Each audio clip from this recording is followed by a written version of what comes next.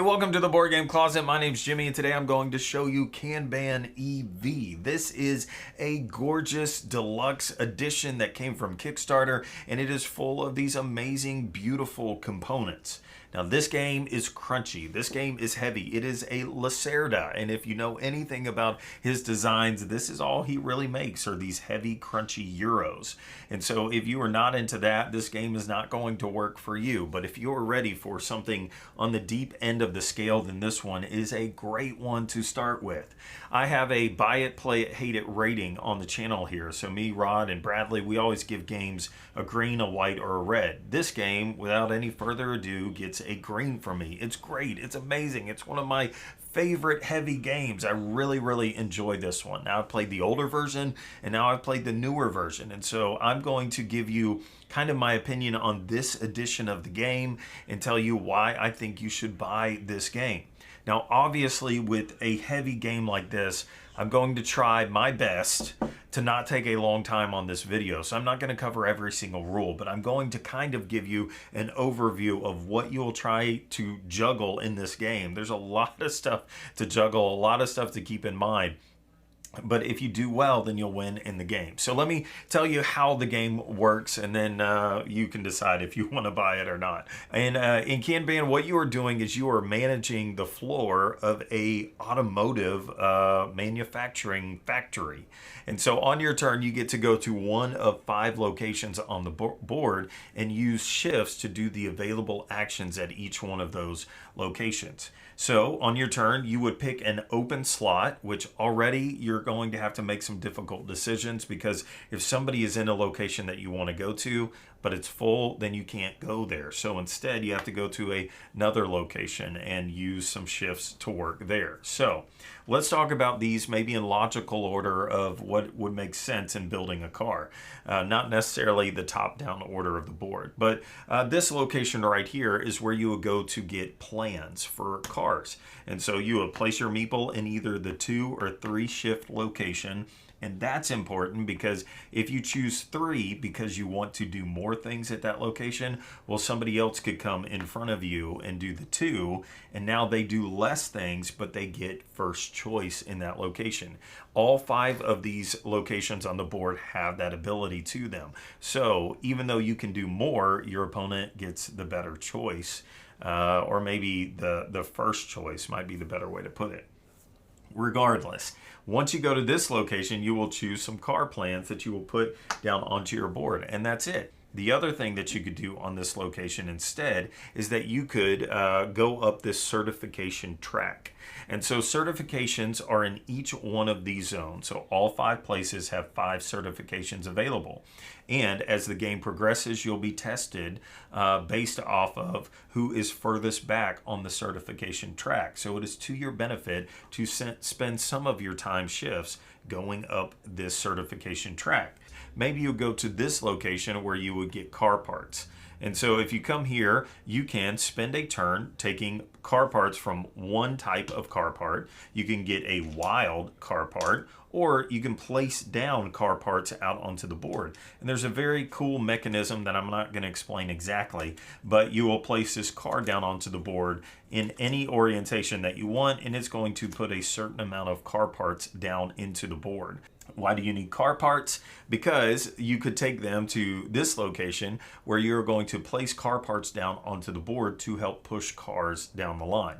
So it's a pretty simple idea that you place any car part that's not already out there onto the board, and it pushes a new car out. And so as you do that, it will push other cars out onto the board. And eventually these cars will come out the end of the factory assembly line. And whichever lane they come out, that's how many victory points that you would get. And now this car goes all the way around and finds its way to the test track. So I could come to this location and I could, if I have a matching car, let's see if I do, I have a plan. So I had to come here to get the plan first. But if I go to this location and there is a car out on the board that matches a plan that I have, then I get to take that. I'll discard this plan, and then now the car comes into my garage. And I'm going to score victory points when we start having meetings and things like that. We'll get into that in a second. Or another thing that you could do at this location is you can upgrade parts. So if I have one of these plans and it has a little symbol on the side that I can make this into an upgraded part, I discard the associated car part, and now this becomes an upgrade. And if eventually I get a car that matches this color that's on this, then I'm going to have a car in my garage with an upgraded part.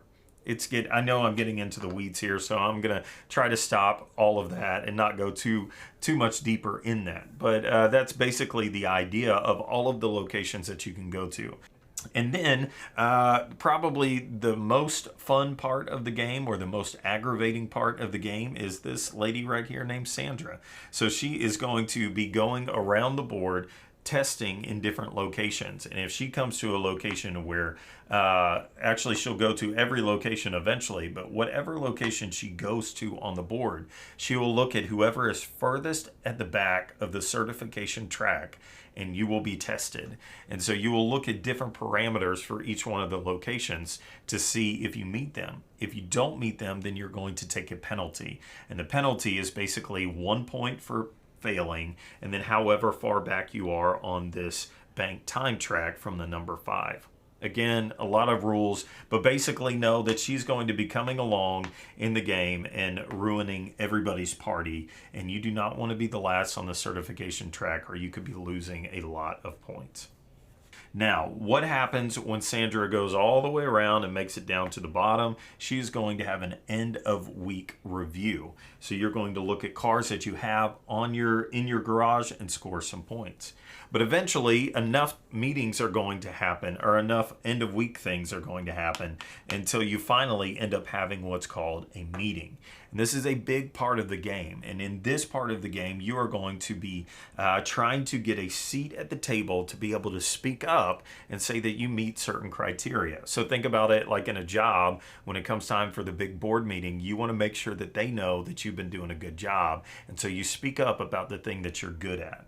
So there are 4 different types of ways to score points during a meeting that are out on the board, and then each person also has 3 in their hand, and you could choose up to 1 of these to score on. So the way that that works is on your turn, based on turn order, you would say, haha, I have a speech bubble already on my board, and I'm going to score in this location, and that's going to give me 3 points for every time that I can achieve this goal. Now, meetings are going to happen at random times during the game based off of how many times Sandra goes around. And so the game is going to end once this is on a 3 or this is on a 2. I can't really remember offhand, but basically at some point you're going to score. And you're going to go through a number of these meetings and a number of these end week reviews. And then whoever has the most points wins the game. Now, you score points during the game in a number of different ways, from the meetings, pushing cars out, and then also what's in your garage during the end of week review. And then finally, at the end of the game, you're going to score points for leftover things that you have, and then you're going to get points for multipliers off of the number of cars that you have in your garage. So if you got each one of these cars that you get into your garage is going to be worth a different number of points. And then if you have upgrades done to them, there's lots of different ways to score points, but during the game, you're going to want to keep track of what you have, and then there are also end of game ways to score points. So there's ways to do that there. Why do I love this game? I love this game because it is frustratingly enjoyable. It's frustrating because you know that you need to get this plan so that you could get that car, but you got to come down here to get that first, and maybe somebody goes up there before you and they scoop the car out from underneath you. Or I want to push some cars out because I know that I need a green one, but I don't have a part yet that I need to push a car out, so I'm going to go here first. Or maybe, what if I wait long enough, somebody else will push out the car, and then I could go up here and get that thing. There's a turn order issue going on too, where whoever is at the top gets to choose first. So even though I need a plan, that means I'm going to choose where I'm going next round, last. There's just a lot going on in this game, and it is so much fun. I really enjoy it. I love the theme I love the components on this one. They did a phenomenal job on the components, the artwork. This Ian O'Toole artwork is phenomenal. It's just so good, and I love it. And this is not a game I will get to play very often. I play this with a certain group of people. I have it on the shelf, and we might play this once or twice a year at most, because it's heavy. It takes a long time to play. My normal gaming group is medium to light games or Ameritrash games. So I'm only going to play this with a group of guys that love heavy Euro games. So it's not going to get played that much, but when it does get played, it is so much fun, and I love it. So with that being said, if you end up buying this game, please let me know if this video helped you make a decision, or if this video helped you decide that, no, I don't want it because you just talked for 20 minutes and I couldn't follow you and it's too much going on. If, my goodness, I know, because there's tons of stuff I didn't talk about. I mean, you can upgrade parts over here. You get bonuses for those. There are extra ways that you can score things here, and there's a recycling thing over there for your car parts. There's so much. There's a solo version of the game. There's just so much going on, but it is great, and I love it. This is Kanban EV. See you later.